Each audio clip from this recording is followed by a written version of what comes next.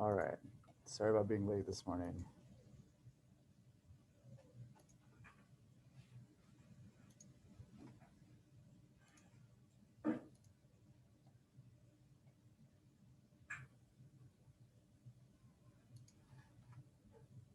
Okay.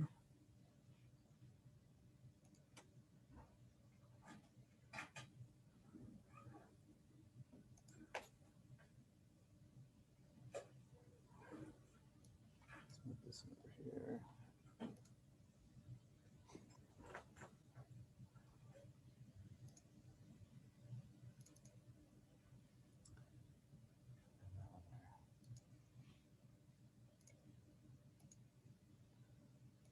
All right. So this morning, we're going to review for the exam. The exam is currently open and will be open through Monday night at midnight. Okay, I've had a couple of people who need it to be open through Monday. So I've just opened it through Monday. Again, if something comes up and you need the exam to be opened later than that, let me know beforehand. However, I've given you almost an entire week to do it. So I hope that you can get on and find a time to do it. If you're here today, Friday will be the exact same thing. You don't need to come. You could definitely stay at home and use this time to take the exam. Okay. Take that for what it's worth. So any of you all can do that. That's definitely not a problem. Okay. Let's. Hey, Mr. Vipperman. Yes, Kyle. Sorry, I've been out of the equation for a long time. No worries. I kind of spilled coffee on my computer last week. Oh, bummer. Yeah, I had to send it back to Idaho. It's supposed to be done today, but I'm going to borrow a computer if not. I didn't even realize we had a test. I haven't looked at a schedule or nothing. I'm horrible. So I see, you just mentioned it was open till Monday evening? Yep. Okay. Because I'm leaving again in the morning and I won't be back until Monday, so I should be all right. So Monday, let's turn this. I do apologize. No worries. Let's Hey Kyle, I might have an extra laptop at my house if you want to come over today and grab it. All right. Well, and I think my mom has one too if my other one's not done. Cool. Okay. And we can, so I think that's I can extend it if we need to. So just let me know because I can extend the exam if we need to do that. Okay. For anybody. And that's, I mean, for Kyle, for you guys, for anybody who needs help, I can extend that. I also don't have the review up, but after today, I will put this, like my notes up so that you will have that. And that should help you out too, Kyle. So just know that it's open book, open note. You can definitely use anything that you need. What I'm looking for is that analysis, right? And I'll go through one more time before we get started that really what I'm looking for is 3 paragraphs, right? The first paragraph provides the context. The second paragraph answers the question. And the third paragraph provides analysis. That's what I'm looking for from for an exam question from you all. Okay. What's that?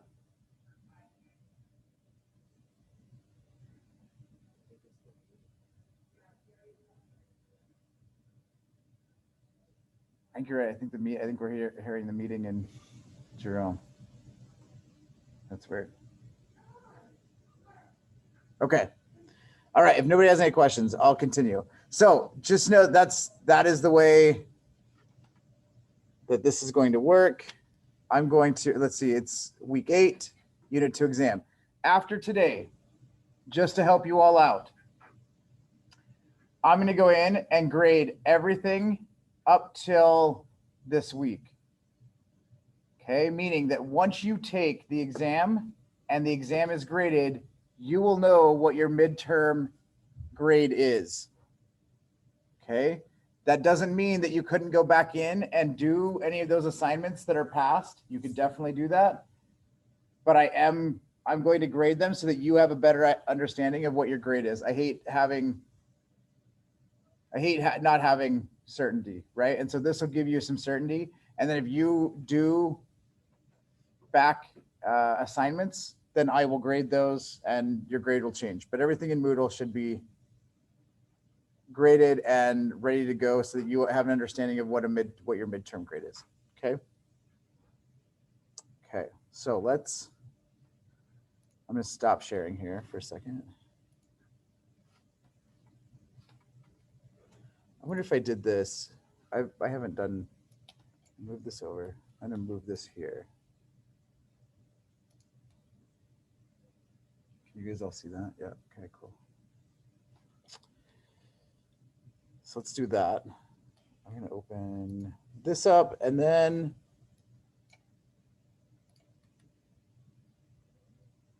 okay. So the first question in the exam talks about your knowledge of empires. And really what I'm looking at is what are the differences? What are the differences between empires or the similarities and differences of these empires that we have talked about? So this is what, 3-4 weeks ago. But what I'm looking for is that you have an understanding of what's similar between empires and what's different between empires. So what is some of the similarities that we talked about with empires when it came to empires?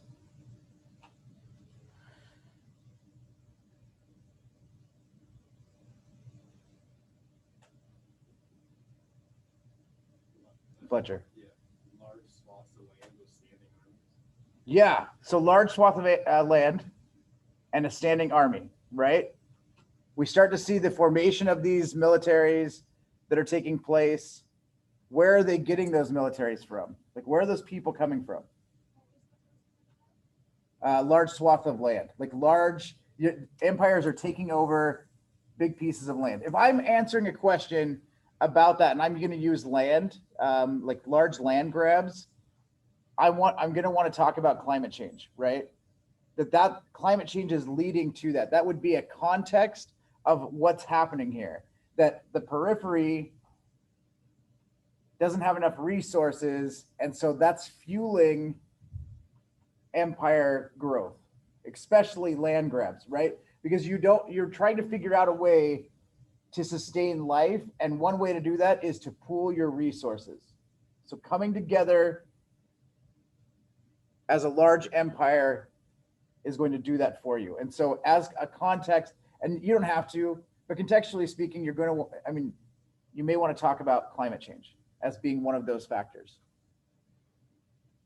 Okay, so that's the context.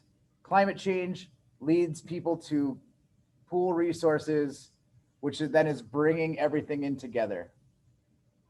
Okay, creating an empire. The military, Fletcher said the military is a large one because it's going to bring more people together to protect their resources. So instead of these smaller militias like we talked about, we are going to see large scale militaries, right? And now you're really protecting the resources that you've brought together. That is another factor of the rise of empires, okay? New technologies was another one that we talked about. What were some of the new technologies? Does anybody remember? I think was the use of swords. Swords, yeah. Yeah, so we talked, well, and we definitely talked about swords. What I would say are iron weapons. Let's keep it more broad. Swords are definitely it, Yaslin, but weapons, right? Iron weapons, iron tools. We talked about sea vessels, and camels was another one. These camels are going to help create the Silk Road? Okay, so those were some of the new technologies of the time. Okay.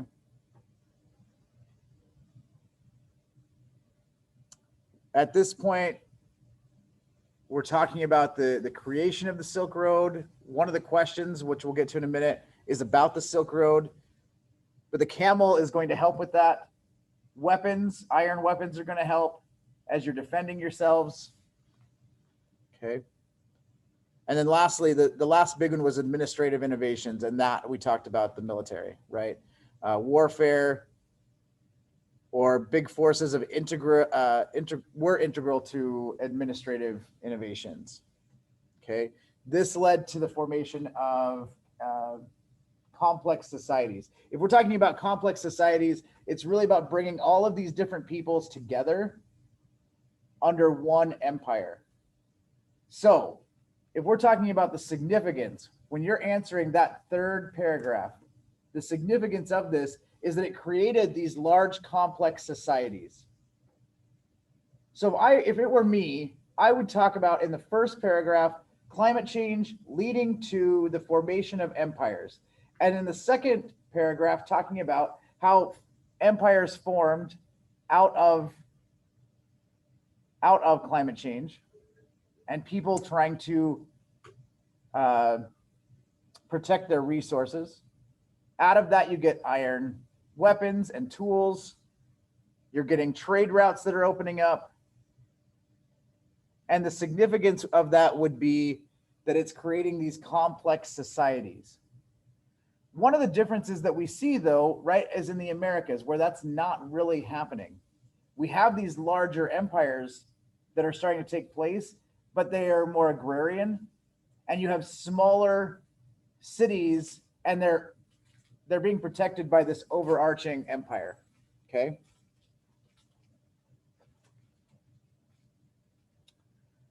Does that make sense? Does anybody have questions about that one? About that first?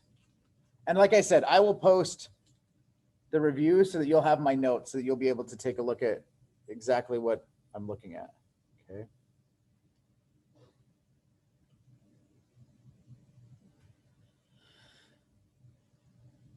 Okay, what is the context around the Silk Road?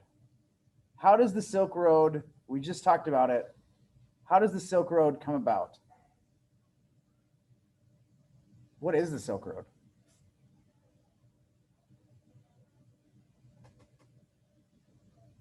The Silk Road is about trades in Okay. each empires and civilizations. Perfect. So the Silk Road is trade routes, right? It begins kind of this first route from the Mediterranean to Pakistan, and then a second route from Pakistan to China, right?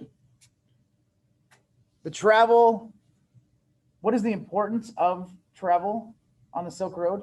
I mean, obviously trade, but there's a lot more to it. So what else is important about the Silk Road?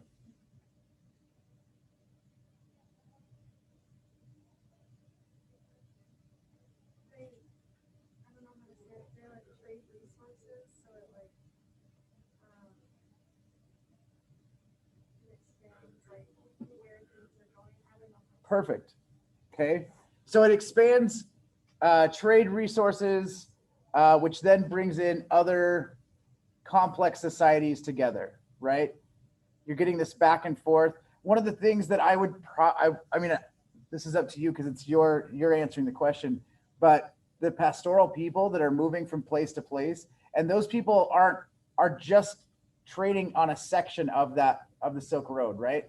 From one area to the next, dropping stuff off and then taking stuff back, and they're trading back and forth.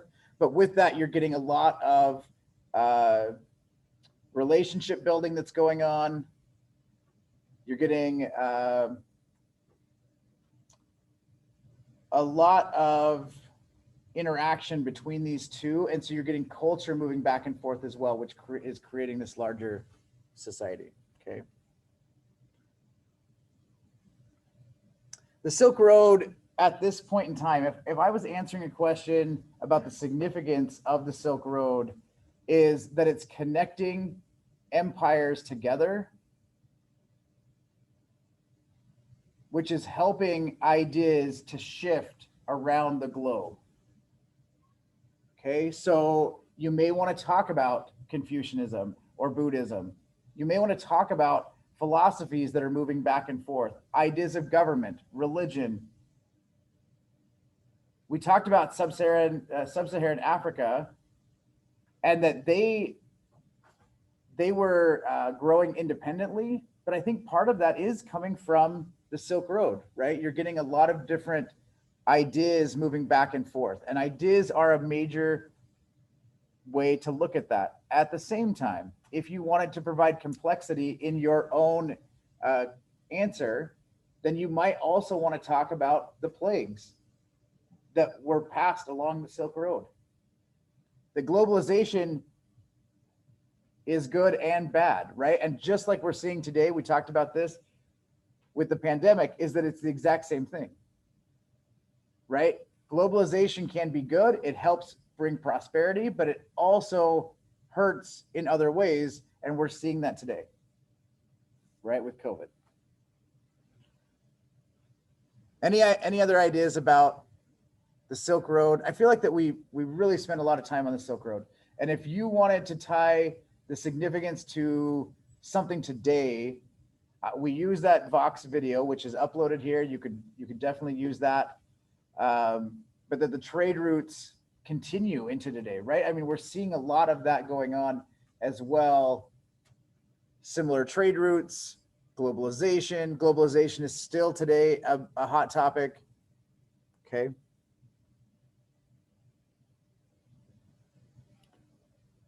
Let's talk about philosophers. So the question here is to compare and contrast 2 to 3 different philosophers.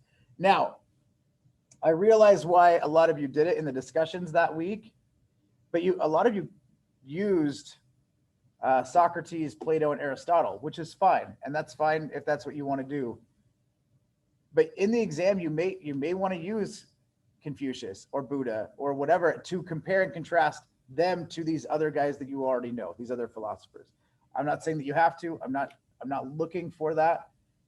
But I think that it will help to bring complexity to your answer if you could do that, right? I mean, it helps to show that you're not just using the easy philosophers that you've learned your entire life, right? But it's actually like taking Plato and his ideas of the state versus what Confucius says, right?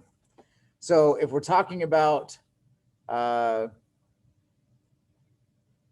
I don't know. If you want to talk about Confucius, you could talk about the moral framework, which is he stressed humanness, correct performance of rituals, loyalty to the family, right? You could talk about how Aristotle believes that the state should be set up with families being the foundation of a government, right? Not even families. He's saying that you and your spouse are the foundation of government, and then your family from there, then your community out of that, right? And then more like if we were talking about it here, like the federal government on top of that, like that's the way that it should be structured. Okay. Taoism tried to buck this idea of social hierarchies. We should all be living in nature. Buddhism, we should be finding wisdom, ethical behavior, and mental discipline, and trying to find nirvana, right? And nirvana is this idea of being between the two, of self-gratification and self-denial. Okay. Anyway, there's several different things that you could talk about there. Okay, and the question really is that there are compare and contrast 2 to 3 different philosophers, and then explain how they were a product of their time and experiences. And if I was talking about how they're a product of their time, I would definitely want to talk about that. They all are having similar ideas coming out at the same time, right? You're seeing a lot of the same ideas around the globe, even though they don't have any connection to one another. Okay, so I may want to talk about that. One of the things that I think is significant about this is that society has come to this point where you can have philosophers. And I don't know if we spend enough time on that, but I think the idea is that once a society gains enough prosperity, then it's easier for people to sit back and be able to think about things, right? One of the ways that I often liken this is to the American West. And in the beginning, you have people who are just trying to sustain life, right? You're out here on the frontier and you're building your house and you're just trying to find a way to eat. And from that point till two generations later, your grandchildren are being able to go to school.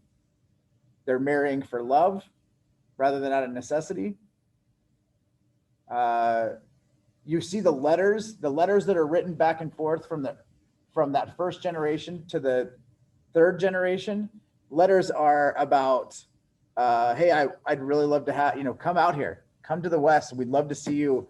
There's enough ground for everyone. And it is a boosterism piece because they're trying to get people out so they're not alone. But by the third generation, you're talking about how beautiful it is. And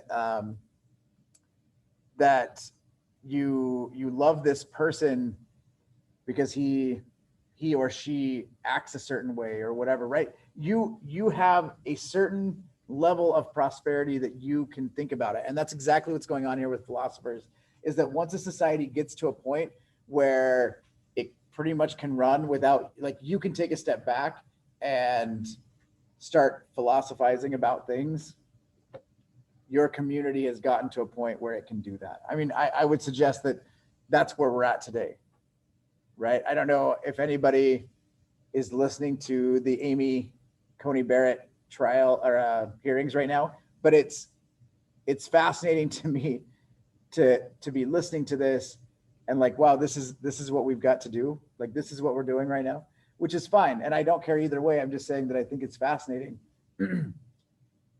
because we should be, like, I don't know, 2 centuries ago, we would have just been trying to make life happen, right? Anyway. All right, so that would be the significance if it were me. That doesn't have to be your significance. You might find significance in something else, and I would appreciate you explaining that in some way, right? So maybe the context is, here are 3 philosophers in their own time, explain what they are, and then the significance is that all of these ideas are similar, and why, or all of these ideas are different, and here's why. Okay, does that make sense?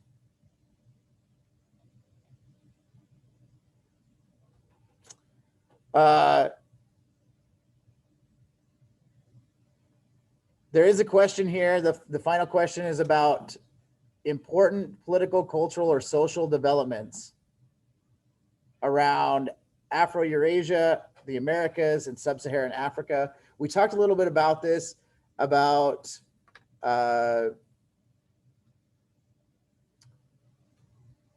really the different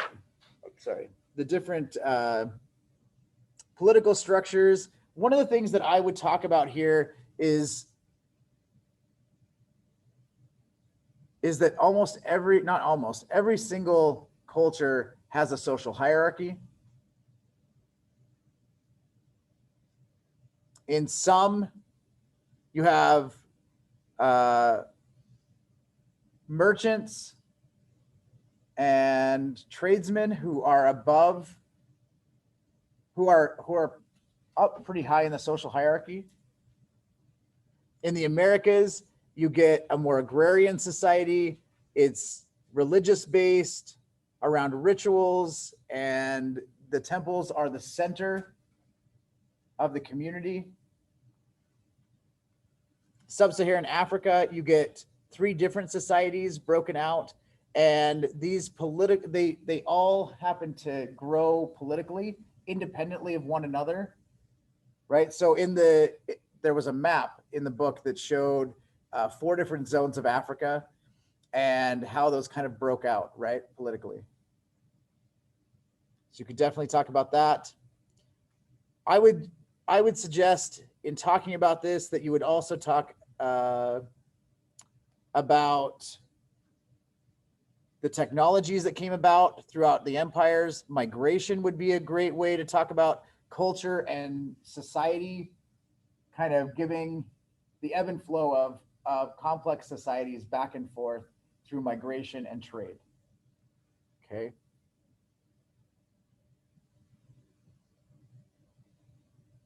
You know what? I would also talk about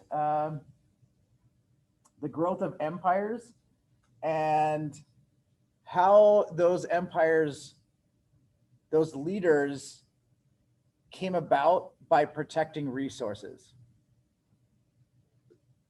These aren't, you can use things. If you see something else, definitely talk about those things as well. Right? These are your question or your answers, not mine. I'm just trying to help you to go through some of these. Okay. So those are the 4 questions on the exam. Okay. I will post my notes that I have here on Canvas today. So it'll be up there on the week 8 module. Okay, so it'll be under the week 8 module and with the exam. So, and you're welcome to print it off or have it up while you're doing the exam, right? That's definitely not a problem with me. I'm looking for your analysis, why you think that this is important or significant. You should always be asking yourself, why does this matter? Okay. So as you're working through that, if you're asking yourself, why does this matter? Why is this significant? You should be trying to find the answer, and that should always be the last paragraph in your exam answers. Okay, why do I care? Now, that could be how it connects to today. I think the Silk Road is a perfect example of how it connects to today. It might be that the complexity is important, and you're talking about that complexity and cultures mixing. You might be talking about globalization. You may talk about that military intervention. We start to see this military intervention, which then leads to the building of larger empires, the breakdown of certain cultures, right? I mean, if we're talking about the Americas, we lose the Olmecs, and we don't really know what happens to them. Okay, and these are the things that I would be asking myself and trying to figure out. Okay, and that last paragraph can't really be found in the book. I'm looking for your analysis and what you think about this. That's something that I am looking for from you, is that you've thought about these things. You've proven to me in the first 2 paragraphs that you have done the reading and you know what you're talking about. And then here's what I've thought as I've thought about these things. Here's the answers I've come to. Okay, the conclusions I've come to. Anybody have any questions?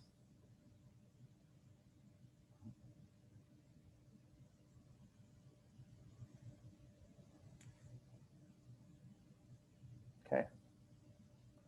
Please, if something happens Sunday or Monday and you're like, there is no chance that I'm going to be able to do this, let me know and I'll extend the exam. Okay.